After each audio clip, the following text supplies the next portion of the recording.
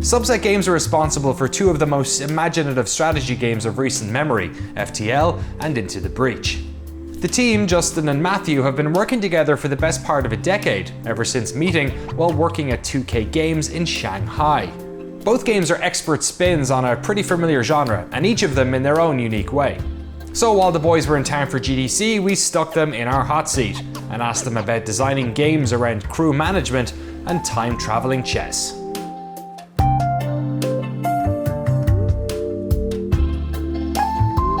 My name is Justin Ma. I'm half of Subset Games. And I'm Matthew Davis, the other half. Yeah, we both ended up working in China, in part because it was easier to find jobs there than in the US. I probably couldn't have gotten in the games industry as easily as I did over there. That was 100% what happened to me. Yeah. I went to GDC when I was finishing uni, and I went to the 2K booth and gave applications or resumes, which you're doing everywhere, and mostly they just take him like, yeah, sure. But 2K said, if you're willing to move to China, then you can have a job. I just moved to China and then tried to look for a job there. So I sort of, it seemed hard, so I was like, I'm not even gonna try, let's just go to China. But this was 10 years ago, so who knows how much worse or better it is now. And yeah, we both were roughly done with our time in China, and so Matt wanted to see if we wanted to make a few prototypes together, so we sort of had some savings enough to work for a year on a couple prototypes, and the first thing we worked on became FTL.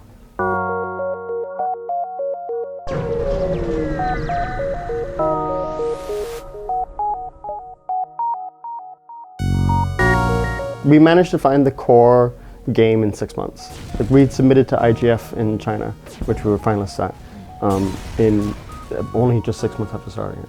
Yeah, which in hindsight is shocking. At the time, I'm like, that's how we make games, I guess. This is about how this works. But in hindsight, it was, it's so fast. And then just a year after that, we were done. When we started, we didn't know what we were making, and there was a lot of discussion in terms of what type of game is this going to be. Like, we started with the crew management concept, but then we didn't really know from there what kind of game we built around that. Yeah, is it just a survival, like you have morale and food and you're just trying to travel? Like, it could have been a number of different games. It ended up being combat focused. Yeah, well, when we were playing with like crazy stuff like zooming out and having you fly the ship like a third person. Yeah, like directional shields, you know, like. The big turning point was when you were inspired by Tetris or something, where you're just like, what if we just put two ships on the screen all the time? And then you're like, focus on the crew movement. So how do you come to how does that decision happen? Because like you said, like you think about a space combat game, where the ships are in space is generally the sort of like the main focus. Well, that's kind of how we approach a lot of things, is that's generally how it's done. So what if we didn't do that? Right. And the crew management isn't what most games focus on, so let's just cut all the stuff that wasn't that and see how we can make a game out of that.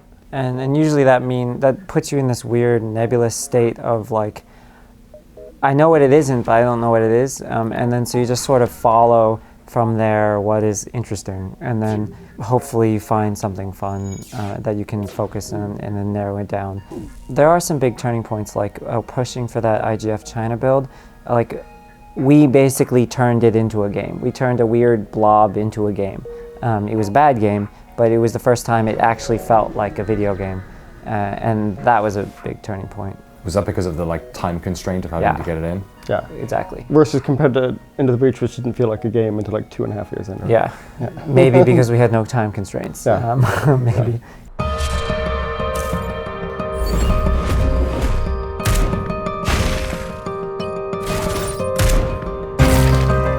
We have strong opinions about what we like and don't like about tactics and strategy games, so that influences how we approach the game as a whole. In terms of the broad concept of defensive rather than offensive, that was there from the beginning.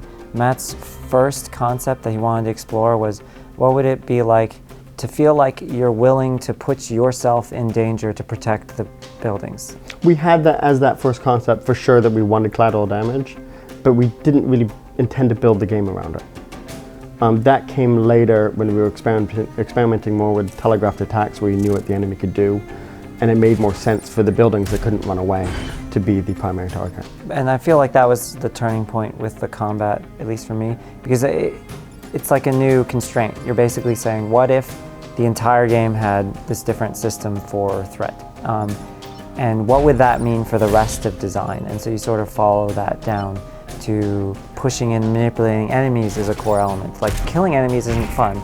You're just removing the interesting thing, which was the threat. So if you want to really make that an enjoyable experience, what does that mean? It changes the types of weapons you want to make. It changes the types of the way the layout works. And so that was a big constraint on the combat design that happened relatively early and definitely shifted. And you can see how that also leads to defensive stuff, because if killing them isn't fun, then it's more fun to play in a more defensive manner. And if you're doing that and you're being more defensive, you don't want the victory condition to be kill all the enemies, which eventually led us to having the short battles that end on a timer, because you want to feel successful when you just delay them. Like, we want to encourage that feeling of mitigation is just as good as killing them. The combat probably didn't solidify for a good 2.5 years, into really where you play today. Until we were like, at that point we were like, okay, shift to content and releasing a game.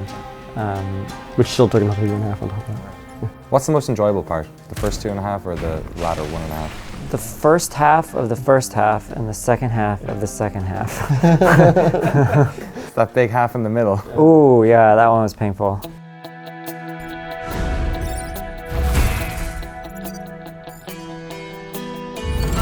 Both FTL and Into the Breach revel in flipping conventional design on its head. The former is a space combat game where the danger is in the long journey, not in the immediate battle, and the latter, a tactics game about mitigating collateral damage rather than inflicting it. In that respect, both of these games were incredibly challenging to design, as before they can teach players how to play, they first have to help them unlearn strategies that, by design, no longer apply. The big challenge for us in terms of seeing whether it's going to work out is whether or not we can get people to the point where we're at. Like, we know what we're doing right now is enjoyable, so most of the challenge with Into the Breach after the core game was decided was, how do we get people to that point? How do we get them to understand the systems? And so most of the challenge was like conveying information in an understandable way.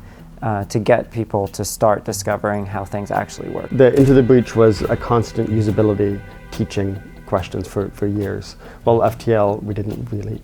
People just got it, just because. Well, people got it like instinctually what the game was. I'm a starship captain. Thematically, done. And, like, and that was the engines are on fire. Send the people to fix it. Done. Like, you get it. And then the complex mechanics from there, I think they're more. It was easier to get them interested and chase them down because they're so immediately hooked on the core concept. Well, Into the Breach is a little bit more abstract, and that core theme isn't quite as exciting. There's less of an immediate narrative for the player to hook onto. And so they weren't necessarily going to chase down the core mechanics quite as quickly. And so we needed to guide the player more carefully to make sure they saw that the game had interesting elements. It just wasn't going to grab you in the same speed that FTL was. Every time that I discovered something new that was a good strategy, like the first time that you attack your own unit to push it a little bit further to be able to do something, like, that's an aha moment that I'm like, oh, this process is fun. This process of learning and discovering is fun. And normally with games that, like, if you design everything out and you know every mechanic perfectly and how they interact perfectly, that's not really possible as a developer to get the discovery. And so there's some things I can't get the discovery of, like with FTL. I do not know what it's like to get attached to your crew members. Like, that's impossible. We've never understood it. Or like with Into the Breach, just the first aha moment of pushing an enemy out of the way and they now are attacking an empty space. Like, that may be a breakthrough for people first approaching the game, and like, so that I can't experience. I just have to, extrapolate that the higher level aha moments are fun, therefore hopefully the earlier ones are fun. And the higher level ones are the ones that are where a lot of the complexity comes from. Yeah. And a lot of that maintaining of how do you get that system in your head and pay attention to it comes from seeing and finding those fringes constantly. Like, the whole point of the Smoke Squad is to basically make you perceive the concept of smoke differently. And so even if the number of mechanics and the way they interact are relatively limited, by constantly forcing you to reassess what things are used for, it kind of keeps players on the toes, and you see opportunities everywhere. You don't just get complacent about, like, this is what this does and that's it. And you just force them to think, oh, now your unit is actually useful for chaining lightning through you. You could trade your health for more damage. Like, just the more opportunities to surprise people in that way, it just makes games really fun. And the mech squads work very much in the sense of they're tutorials. They're designed to be tutorials. They're designed to introduce the new mechanics, the smoke, the fire, in a way that forces the player to engage in that mechanic. Because it's quite easy for a player to play a game, get comfortable with a certain way of playing a game, and then kind of get stuck and always play it that way. Well, if you force them to use a squad that relies on a very different approach, then they could do a lot better job exploring all the different systems and kind of finding all the boundaries that we've been very carefully putting into the game and would much rather they engage with. Yeah, one thing that is troubling to me as a player is when, like in Dark Souls or something, I spent a lot of time figuring out how to win with a sword and shield, and then I want to play in a different play style, but I feel almost disincentivized because like I already know how to do that, and then I just always revert back to my default. So I want to try and make situations where that's not an option, essentially. You don't have to feel guilty for wanting to learn a new mechanic. Both FTL and Into the Breach do a good job of using clever touches to establish a fiction in the worlds they inhabit. For instance, the buildings in Into the Breach pop speech bubbles full of relief, fear and support as battles begin and end. Each run in FTL was given a unique flavour thanks to cleverly written narrative bookends penned by Tom Joubert. While for Into the Breach, the duo managed to get famed RPG writer Chris Avallone to help out, but they fully admit to not being the easiest designers to collaborate with. We did end up using Chris Avallone for Into the Breach, partly because I grew up with Chris Avallone's games and it was so cool to work with Chris Avallone. Yeah, when the opportunity presented itself, it was something that we wouldn't want to pass up. But Tom Joubert did a brilliant job on FTL, and it wasn't any indictment of Tom's work that we wanted to work with Chris, it was just to shake things up a bit. Sometimes I feel like we put our contractors in a not great position where we're saying, we want you to get emotionally invested enough to help us figure out what would be best for the game in the ways that you're more skilled than we are, at the same time that we're saying, this is our baby and we have executive control over everything. And it's been a learning process for us for how to collaborate in ways that are fulfilling for other people. The way that we work isn't really suited very well for having other people jump in, meaning like we scrapped the majority of the game multiple times. This is not a good way to have contractors be brought in midway through. On a more micro level, like towards the end, Scrapping the pilot features. abilities, yeah. We were swapping them in and out because we weren't sure what pilot abilities for Into the Breach we wanted to balance against the game design. Meanwhile, Chris is creating these really complex backstories and explanations and personalities that are inspired by the pilot abilities. And then we say 2 weeks before launch, oh wait, Chris, I'm sorry, this character you built around this ability, he doesn't have that ability anymore, he has a completely different ability. And at the end of the day, all the contractor work,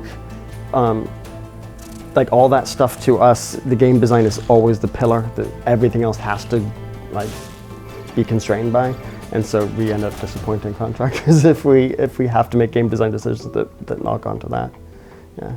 The nice one that is music, because I don't have an opinion on music, or as strong an opinion on music. So I feel like I'm a lot more able to say, Ben, go make amazing stuff, and then I put it in the game and I don't have to worry about it quite as much. Versus like the writing or the sound effects, we might get a little bit more micromanaging. It sounds like the two of you make games very much for like yourselves, like you're making games that you're entertained by. Are you surprised when, you know, because FTL, like, I remember the thing that stands out to me first is the Kickstarter. Like you asked for that much and you got that much. Like, are you surprised by just how popular both these games have been? Yes. Perpetually. Yeah. Never stops being weird. Especially, I think the biggest shock was FTL, because we thought we were making just something only we would like initially. And we're like, no way people would be masochistic enough to want to play this terrible, awful game about dying in space. And then when people just responded really strongly to it, we were kind of shocked. I think Into the Breach, we thought people wouldn't like as much, mostly because it was an even weirder, smaller experience. And coming off of FTL, they might have had expectations that Into the Breach didn't really satisfy the exact same type of game. It's also a tactics game, so those don't sell that well. No. We didn't expect it to be very big, and we knew it would be smaller than FTL. It is smaller than FTL. Everything that we ever make will be smaller than FTL. But it still ended up finding an audience much larger than we expected. We didn't think it would be winning Best Design at the Game Dev Choice Awards and stuff like that. Like, it's still shocking. It's pretty crazy. Yeah.